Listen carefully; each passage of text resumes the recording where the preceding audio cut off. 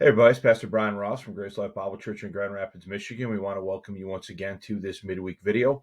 We appreciate you tuning in as always. If you haven't already done so, if you would consider subscribing and ringing the alarm bell here on YouTube as a way of staying current with the ministry when we go live from our assembly building on Sunday morning, as well as when we create content for you here midweek, we would certainly appreciate that. Also want to remind you about our Rumble channel here, Grace Life Bible Church on Rumble. We established this as an alt-text site should something happen to our YouTube ministry. So if you're into alt-text sites or like an alternative to YouTube, please consider checking us out here on Rumble as well. My featured book in this video is my book, The King James Bible in America, an Orthographic, Historical, and Textual Investigation. This book covers the printed history of the text in the United States, confronts the copyright myth, and deals with various and sundry other matters related to dictionaries, defining of words, and what the sort of consequences are in all of that. There's a lot of things said about that, and my book kind of deals with that, which is fitting for this particular series, because what you're about to see is part 3 in a series that I'm titling, Does the King James Bible Have a Built-in Dictionary? And this is part 3 in that series. So again, I highly recommend that if you haven't done so, if you haven't watched parts 1 and 2, that you stop this video right now and go watch parts 1 and 2 first, because there's a lot of context that I'm building on of things that I've already said in this discussion.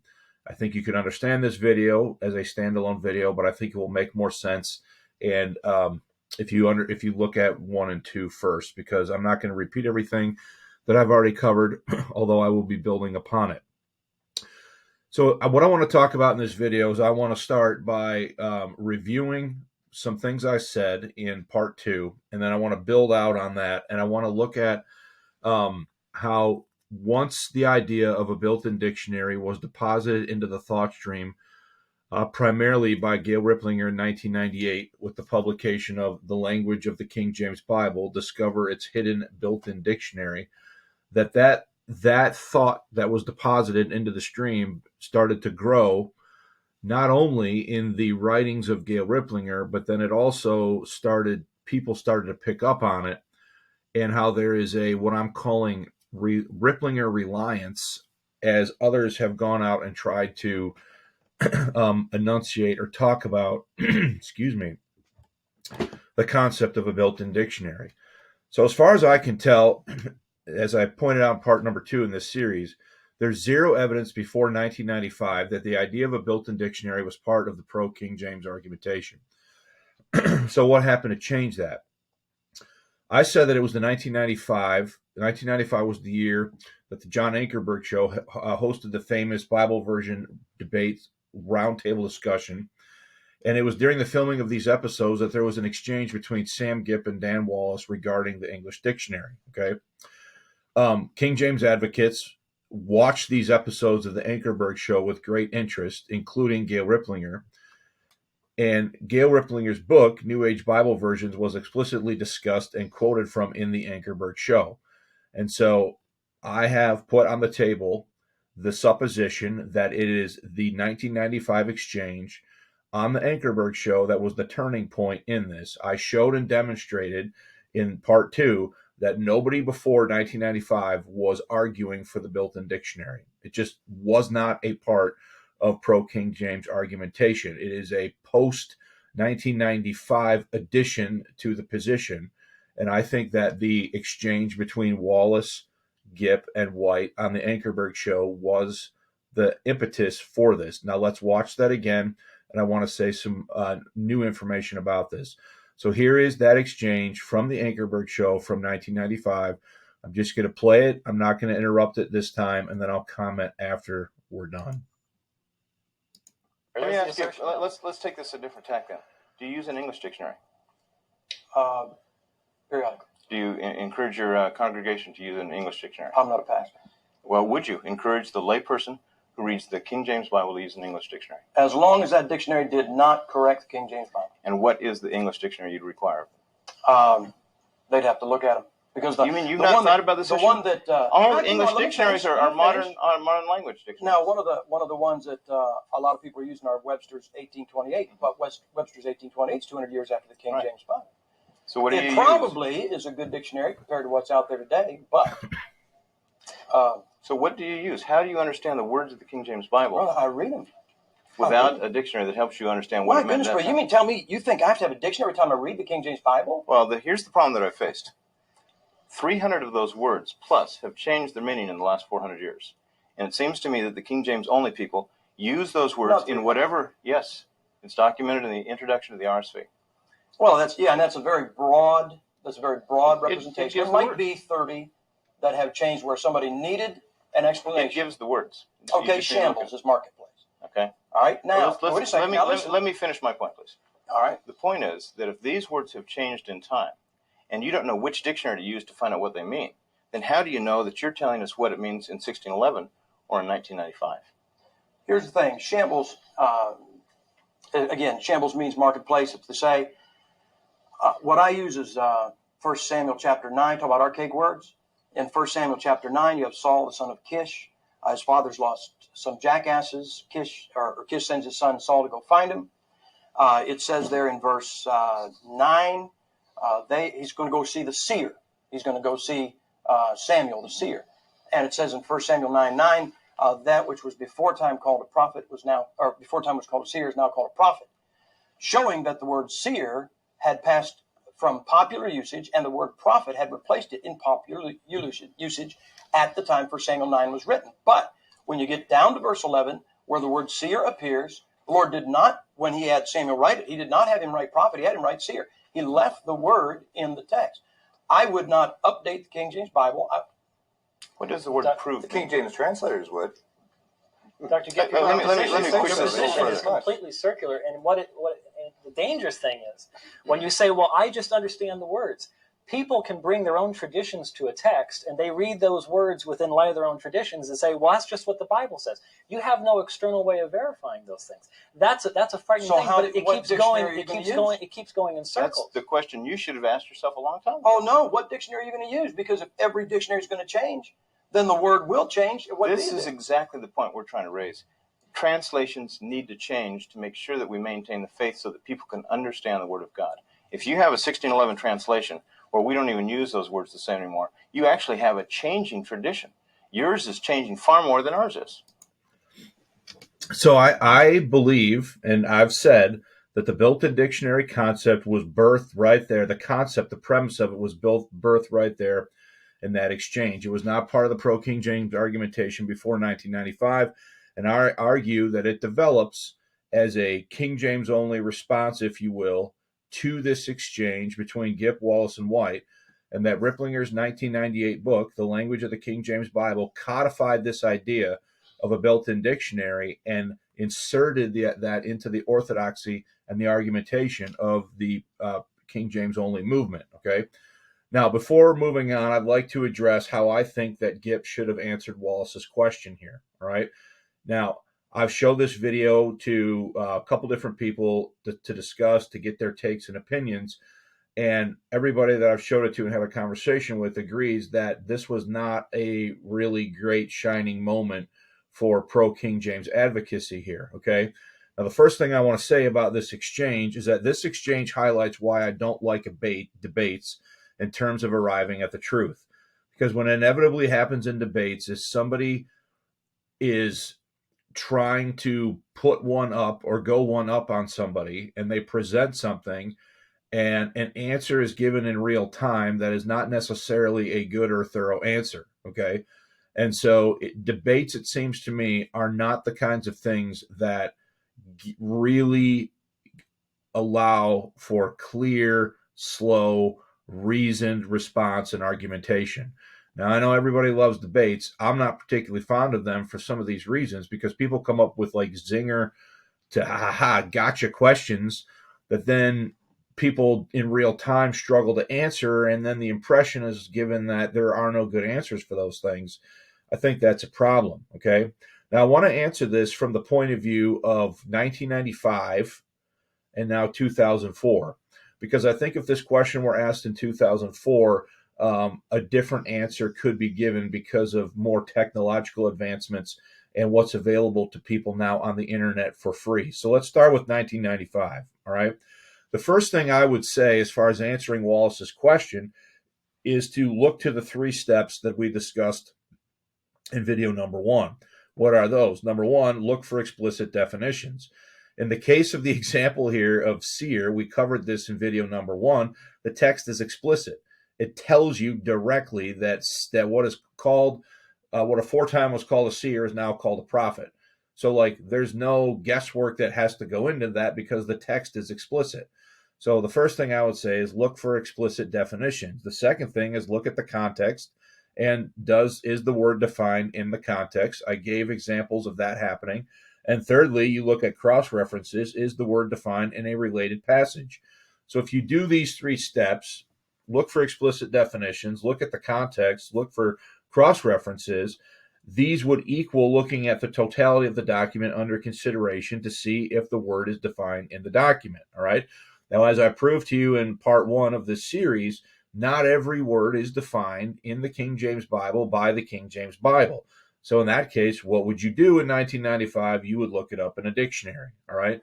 Now, the average person in 1995, if they don't own a American Dictionary of the English Language by Noah Webster, if they don't own the Oxford English Dictionary, I would say the first step would be to grab any dictionary, because most dictionaries will at least give a couple old senses of a word, okay?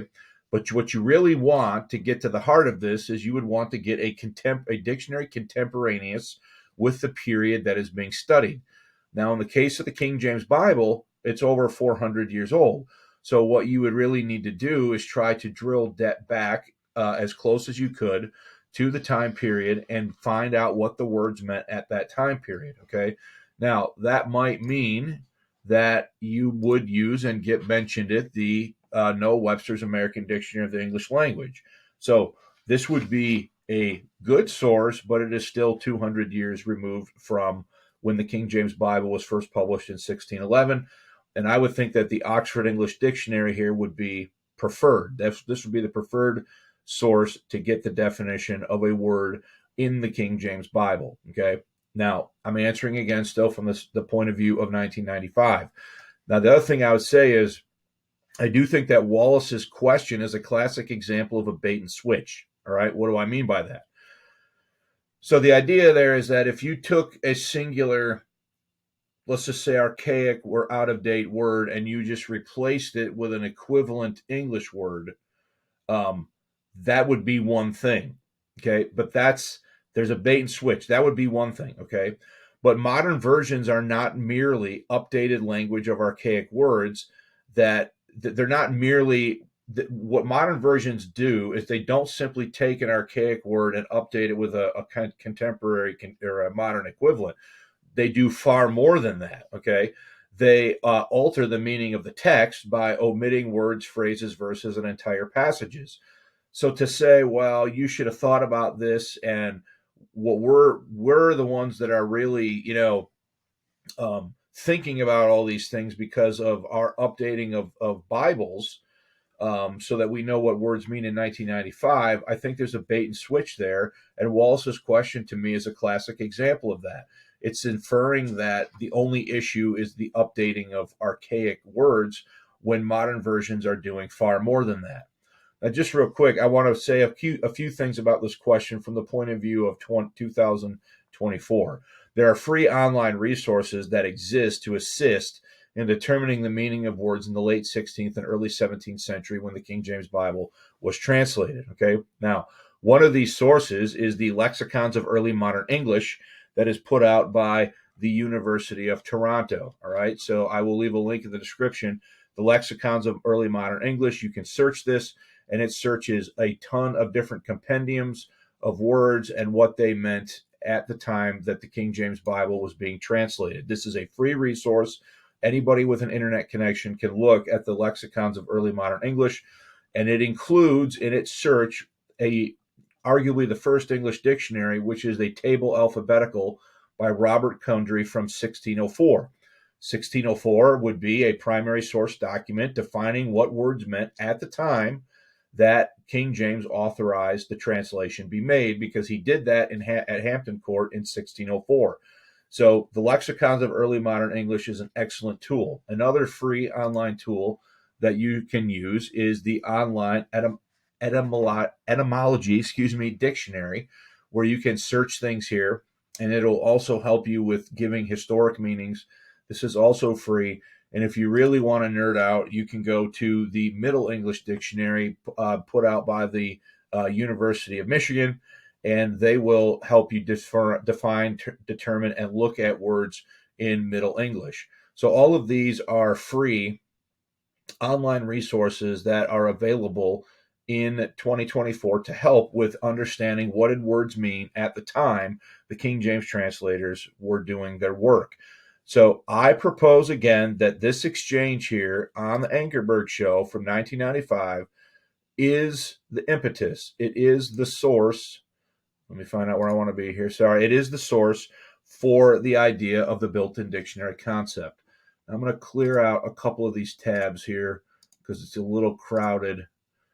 And that'll at least help a little bit. So after that exchange that we just saw again in 1994, James L. Melton published Fighting Back, a handy reference for King James believers. And it's this work in 1997 that we find the idea of the built-in dictionary mentioned for the first time. Okay.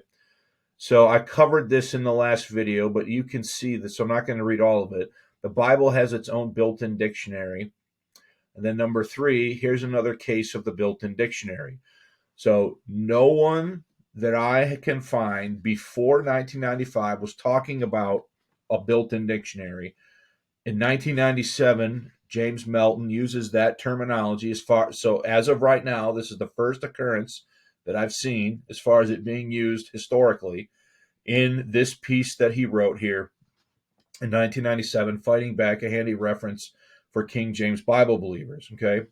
And then the next year, 1998, saw the publication of The Language of the King James Bible by Gail Riplinger, Discover Its Hidden Built-in Dictionary, a full-length book work devoted exclusively to the built-in dictionary concept.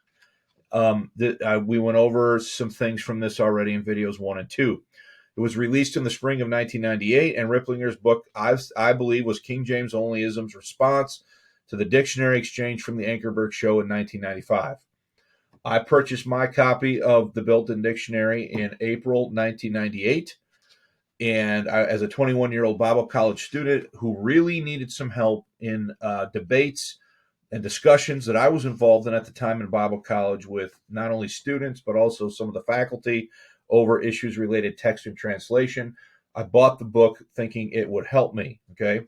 It was mentioned for the first time in Peter Ruckman's Bible Believers Bulletin in November 1998, where the following statement was made. And again, I already covered this, but he says, get the work by Gail Riplinger called The Language of the King James Bible, AV Publications, Virginia, 1998. And note, not only the poetic cadences in the sentences and verses, but in the words themselves.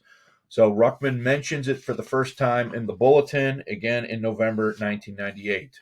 Okay, now, when we think about my next point that I want to move into, it's really sort of a twofold point. What I want to talk about is amplification of this idea in the writing of Gail Riplinger, as well as what I'm calling Riplinger Reliance. Okay, so we got two different things that in my mind sort of run together. So we're going to sort of try to talk about both of these at the same time. And again, that is amplification and expansion of the built-in dictionary concept, as well as what I'm calling Riplinger Reliance. Okay. Now, the first mention of the built-in dictionary concept, okay, the first mention of the built-in dictionary concept in the writings of the Bulletin by Peter Ruckman is in this article right here from December 1999. Okay. And notice it's called the King James Translation Newsletter. All right. And this is from Canton, South Dakota. So we have we have here an inserting newsletter. Interesting. Can't read. I'm sorry. Interesting newsletter from Canton, South Dakota, edited by Larry Hagan. Okay. So what this is this is a piece written by somebody else, Larry Hagan from Canton, South Dakota, that Ruckman is inserting into the Bulletin in December 1999. All right. And the article was written by Hagan. Now, here's what I want to point out. Now, notice this language here. Notice there's a quotation mark. The King James Bible contains God's built-in dictionary defining each word in its context. All right. So we can go to Gail Riplinger's book. The King James Bible contains God's built-in dictionary defining each word in its context. Notice that Hagen is relying on Riplinger and giving word-for-word quotations of what Riplinger says. All right. So the first 7 statements in this article, this newsletter article here, in the Bible Believers Bulletin from December 1999, are completely statements extracted from Gail Riplinger. And notice that Gail Riplinger's name is not mentioned here in this piece. Okay, we could go to the next one. The King James Bible has a vocabulary and reading level. Here we go. The King James Bible has a vocabulary and reading level which slowly builds progressively from Genesis to Revelation. So notice that this statement is lifted exactly from Gail Riplinger's 1998 book, The King James Bible, the Language of the King James Bible. We can go to the next one. Okay, the King James Bible uses words with appropriate sound symbolism. Go to the next page. The King James Bible uses words with appropriate sound symbolism. So it's very clear that whoever wrote this piece, Kenneth Hagen, that Ruckman is including in the December 1999 issue, is very Riplinger reliant to make these points. The King James Bible is the only extant access we have to the pure language lexicons of the 16th and 17th century. Okay. The King James Bible is the only extant access we have to the pure language lexicons of the 16th and 17th century. The King James Bible gives a transparent view of the Greek and Hebrew vocabulary, grammar, and syntax. Okay. The King James Bible gives a transparent view of the Greek and Hebrew vocabulary, grammar, and syntax. So you're seeing the point. The King James Bible has internationally recognizable vocabulary and spelling. The King James Bible has internationally recognizable vocabulary and spelling. So you can see that this piece by Hagen that Ruckman is including in the December 1999 edition is essentially Riplinger's work. And I will say there are some quotation marks here, but it's not clear who's being quoted, what the source is.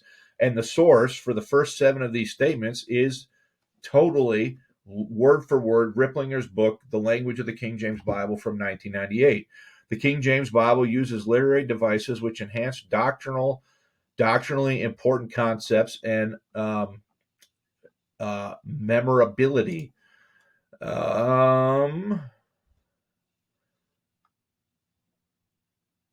Maybe that was the end of the 7 statements that were lifted. The point is this, okay? The point is this. The person that is writing this and wanting to talk about the built-in dictionary is Riplinger reliant. They're relying on Riplinger's book. They're relying on Riplinger's work to be able to make these arguments. And in fact, they're using her language word for word, okay? So those arguing for the built-in dictionary concept, I find to be very often what I'm calling Riplinger reliant. Not everyone, not all the time, but very often. And in the majority of the cases that I've seen, it's not every case, but the majority of the cases are Riplinger reliant. Now, after this point, so this would be December 1999, after this point, the built-in dictionary concept is never explicitly mentioned again by Ruckman in the bulletin. It's never explicitly mentioned again. Now, in August 2024, he does advertise, you can see it right there, new from AV Publications, In Awe of Thy Word. This is a massive book that is an extension and amplification of the smaller book from 1998. So Ruckman does mention that. Sorry, I'm getting I don't have a ton more space here. He mentions this publication in 2004. In August of 2008, he mentions Barry Goddard's The King James Bible's Built-in Dictionary, and he lists it right here for sale in the bulletin. Okay? And then in 2009, this would be October 2009, he mentions Hazardous Materials, Riplinger's newest book at that point. Okay? And then in March 2011, he says this: All of Gail Riplinger's works are good. Of course, her last two books have been of such a heavy nature that they'd only appeal to the scholar or teacher, because only those kind of people would be able to understand about 50% of what's in them.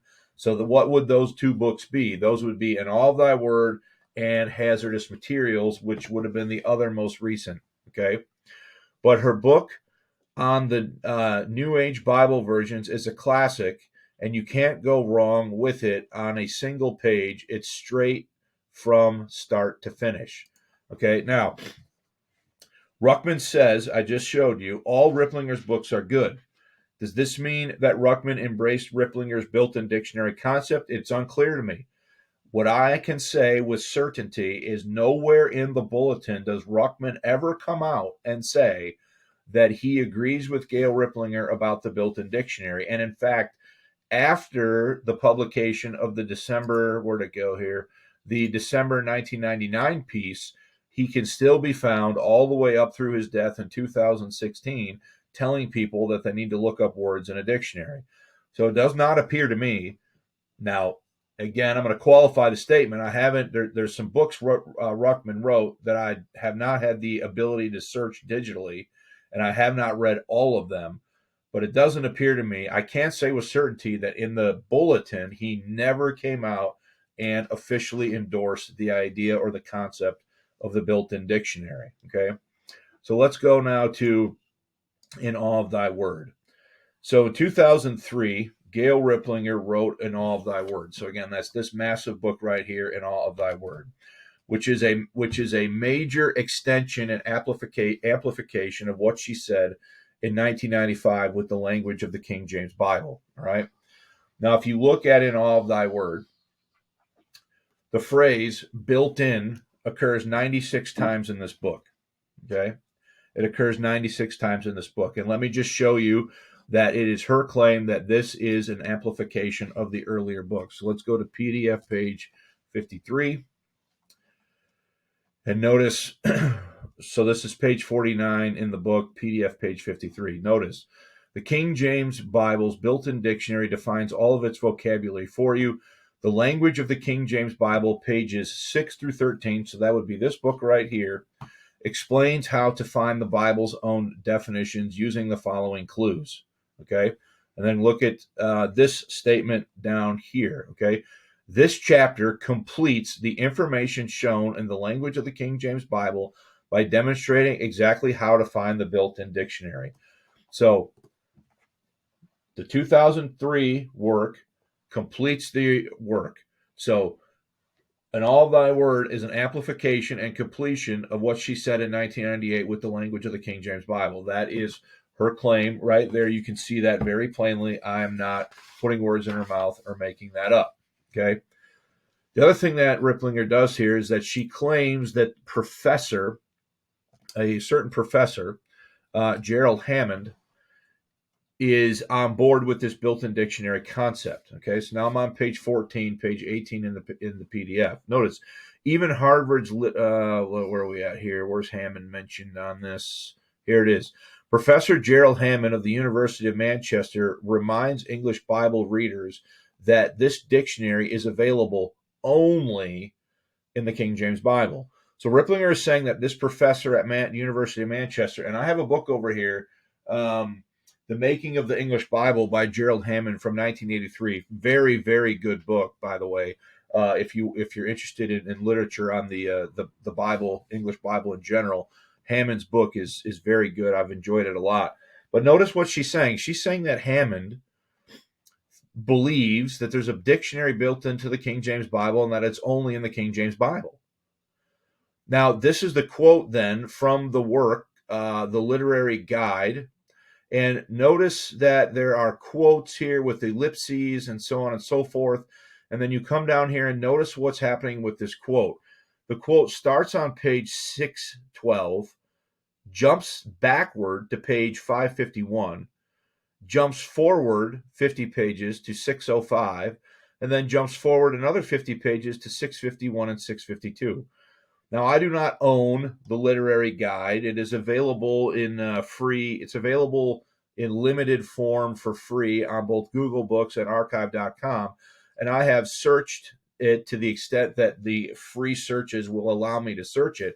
And I'm just going to say, like, I'm not convinced at all that Gerald Hammond actually believes that there's a built-in dictionary only in the King James Bible. And this is a cobbled together quote that is skipping back and forth over 50 pages and skips in its totality over 100 pages. I'm not convinced at all that Gerald Hammond actually said or believes what Gail Riplinger is asserting here. And this is my problem. Over and over and over again, when I have sought to check the work of Gail Riplinger, to actually go to the sources that she's quoting, to look at the quotes, over and over again, they have proven to be not accurate, cobbled together, and not fair representations of what people have actually said. This is a major problem. And some folks don't seem to care, or they don't seem to think that this matters. She even goes on in this book to claim that King James himself believed in the built-in dictionary concept. Okay, here it is. This is from page 15, page 19 in the PDF. King James himself pointed out the built-in dictionary in his 6th rule for translating. He states that word explanations are given when a circumlocution, and then notice how this is defined as a nearby synonym, so briefly and fitly expressed in the text. Okay, now here's what Rule 6 actually said. So let's go to my notes that I'm using here. Here's what Rule 6 actually said. Okay, notice, no marginal notes at all to be affixed, but only for explanation of the Hebrew or Greek words, which cannot, without some circumlocution, so briefly and fitly be expressed in the text. Now, Gail Riplinger is using that to say that King James believed in the built-in dictionary the way she has defined a built-in dictionary, okay? And inserts the meaning of circumlocution as nearby synonyms. So let's go back to the Lexicons of Early Modern English, and notice I've already called this up. This is from the Table Alphabetical 1604, a speaking of that in many words, which may be said in few. Notice that is not at all what Gail Riplinger is saying. She is saying that the word means near synonym. So now she's trying to argue and say that King James believed in the built-in dictionary concept the way that she is articulating and enunciating it, and putting words into the rules. And by the way, the rules were not written by King James. He may have approved them, but they were written by Archbishop Richard Bancroft. But there's a major problem here because there's an insertion of a concept, and now it's read back on everything. This is major presentism, the reading of a modern idea or contemporary idea back on people of a past generation. And then she's literally sort of stacking the deck in the way she's presenting this to make it appear that James believed in the built-in dictionary the way that Gail Riplinger has explained and asserted the built-in dictionary, okay? This is a misrepresentation of what Rule 6 actually says, okay? Let's go on and now look at another thing she claims is that the letters themselves of the words in the Bible carry their own meaning, that the letters themselves carry their own meaning, okay?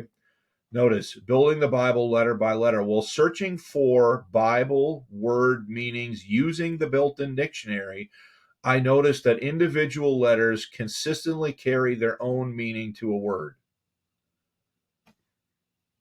Okay. What does that mean? And you're getting this from the built-in dictionary, that even letters themselves can carry their own meanings. She goes on to say that the translators of the King James Bible themselves relied upon the built-in dictionary. This is from page 169, PDF page 198. The King James translators relied on the Bible's built-in dictionary to determine the meaning of words. Now I scratch my head and I say, well, wait a minute, because we saw in video number one, when we were looking at the language of the King James Bible, that she says that no other English, that TR translations, English Bible TR translations pre-King James do not necessarily have the built-in dictionary, but now she's saying the King James translators relied on the Bible's built-in dictionary to determine the meaning of words. Those seem to me to be like contradictory statements. I thought that this concept didn't fully exist until the King James Bible was written. So what exactly does Gail Riplinger mean here? Okay, when she's making statements like this, it's unclear. It sounds to me like she's saying that God, I don't know what else you conclude here other than like God is somehow, through some sort of supernatural unction, causing the translators to function on the basis of a built-in dictionary concept that didn't really fully exist before the King James Bible, but yet they're using this concept now to translate the King James Bible. Like, I'm confused. None of this makes any sense to me. The other thing is there's a doubling down here on the idea of all of the words in the King James Bible are defined by the King James Bible. So we want 315. And here we go. The author's earlier book, The Language of the King James Bible, documents that the King James Bible has a built-in dictionary which defines all of its words. Okay, the difficult ones are no exception. So every word, so the Bible is, the Bible is a dictionary that defines all its words, even the most difficult ones, without exception.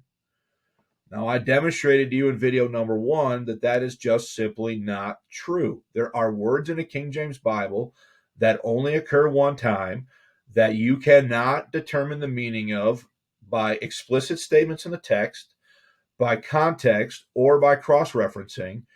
And they are words that are more than 400 years old that you are going to have to look up in a dictionary because the Bible is not going to define them for you. But not according to Gail Riplinger. All of the words are defined in the King James Bible built-in dictionary, even the most difficult ones. And again, we find on page, looks like 559, I think it's PDF page 588, that, again, the assertion is made that the King James translators utilized the built-in dictionary, okay?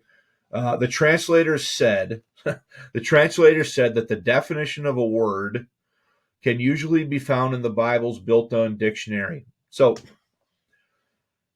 the translators say that a word can be defined using the Bible's built-in dictionary. Where did the translators use the phrase built-in dictionary? But see, here's the thing. Any legitimate thing now, as far as repetition or possibly parallelism or cross-referencing, all of this is now proof of a built-in dictionary the way that Gail Riplinger has defined a built-in dictionary, okay? The translator said that the definition of a word can usually be found in the Bible's built-in dictionary by conference of places, followed by looking for its brother or neighbor. And this is from the translators to the reader, okay? So let's, again, jump back into my notes where I actually have the quote. Now, here's what Miles Smith actually said in the preface. There may be words in Scripture which will be never found there but once. So he's talking about singularities, words that occur in the Hebrew and the Greek only one time. Having neither brother nor neighbor as the Hebrews speak. That's what he's talking about, so that we cannot be holpen by conference of places. So in other words, there's word that only occur one time. And so there are no cross-references. There are no conference of places that you can go to look at to see and understand what a word means, okay?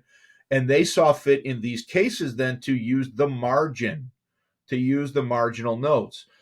Now, in such a case, so in cases like this where words are only found one time, now in such a case doth a margin do well to admonish the reader to seek further and to not conclude or dogmatize upon this or that peremptorily.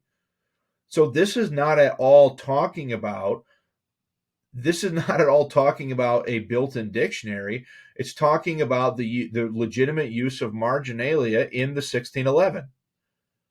But notice how Gail Riplinger now has flipped this into the King James translators are using or defining words based upon the built-in dictionary when they explicitly say in the context of that statement that they're talking about words that only occur one time for which there are no conference of places. So we're going to use the margin to give further amplification. That's the context of Miles Smith's statement in the preface. But notice how Gail Riplinger is lifting this out, twisting it to say, see, the King James translators believe they could define words based upon the built-in dictionary concept the way that she has defined it. Folks, this is like, I don't know, this is so dishonest. I'm sorry, but it is. And then what happens is people pick up these books, they read this stuff, and it sounds good. They don't go back and check this stuff out. They accept and adopt this stuff in an uncritical way, and then they just continue, they repeat it. And as it gets repeated and passed down, and the more people hear it and they don't critically evaluate it, the more it became sort of standard practice and view within standard fare, if you will, or part of the orthodoxy of the pro-King James position, to the point now where, like, I come along and I've never, when I bought the first book in 1998 and I read it, my honest reaction was, that book, this doesn't help me. Because you already have to know what the words mean.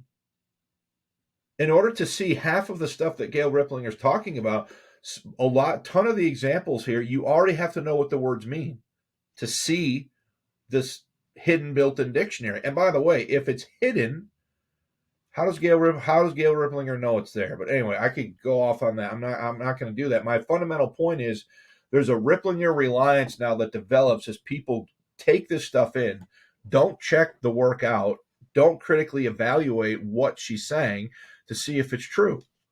It's a real problem. And then we could go to page 615, because there's another statement here about the King James Bible and about rule number 4. Notice, rule 4 stated that when a word has more than one meaning, the translator should use a word which is agreeable to the propriety of place, context, and analogy of the faith, parallel verses in the built-in dictionary. So again, she's taking rule 4 and saying that rule 4 is about the built-in dictionary. Let's go actually read rule number 4. When a word hath diverse significations, that to be kept which hath been most commonly used by the most of the church fathers, being agreeable to property of place and analogy of the faith. This is not talking about a built-in dictionary.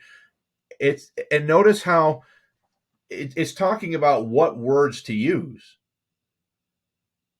It's absurd to me that statements like this are being made. And again, it's even more disturbing that people are reading this stuff and they're not critically evaluating it.